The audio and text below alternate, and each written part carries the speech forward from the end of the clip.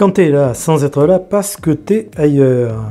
Alors oui, je m'amuse assez bien avec ce titre, pourtant il dit ce que je souhaite exprimer aujourd'hui. On va le découvrir à travers un exemple. Je me suis retrouvé hier à une consultation d'ophtalmologie, la vue baisse, et oui, heureusement ce n'est que la vue qui baisse, mais pas la vision de la vie, ça c'est clair.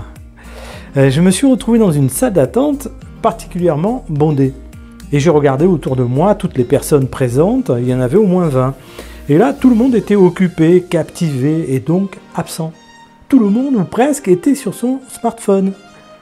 Quelles informations importantes, cruciales, indispensables à ce moment-là étaient accessibles?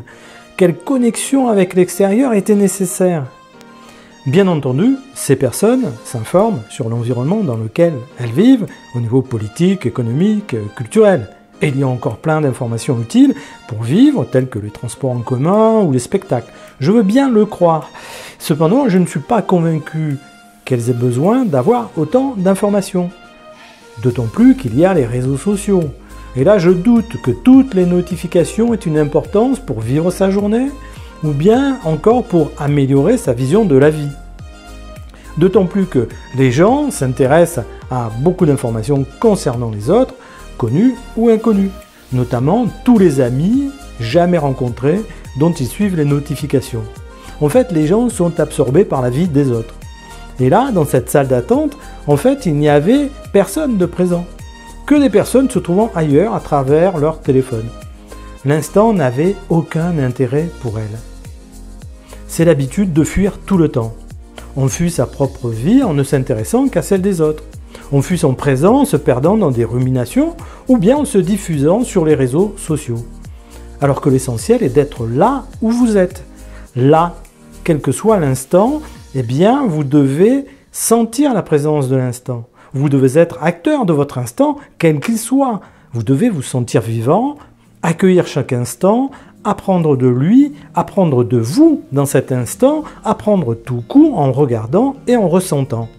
Moi, dans cette salle, j'ai appris en regardant les autres, en m'intéressant à eux. Et j'ai même discuté avec une personne qui me disait à quel point elle était irritée d'attendre. Pour moi, l'occasion de voir à quel point je ne me laisse plus impacter par des situations sans importance. Et de partager avec cette personne mon idée que s'énerver ne changera rien à l'attente. Mais réfléchissez bien, depuis toujours, toutes les situations permettent cette fuite du présent. En fait, cela a toujours été le cas. Quand on regarde l'heure de sa montre ou celle de l'horloge dans la salle de classe, quand on regarde par la fenêtre aussi, on n'est pas là où on est ailleurs. Mais c'est à un autre niveau, même si ce n'est pas logique non plus. Parce qu'il s'agit tout de même d'une espèce de fuite de la réalité et du présent, sans doute pour ne pas avoir à y réfléchir. Alors apprenez à être là où vous êtes, plutôt qu'ailleurs. C'est valable tout le temps et partout. Soyez présent si vous voulez vous sentir heureux d'être en vie.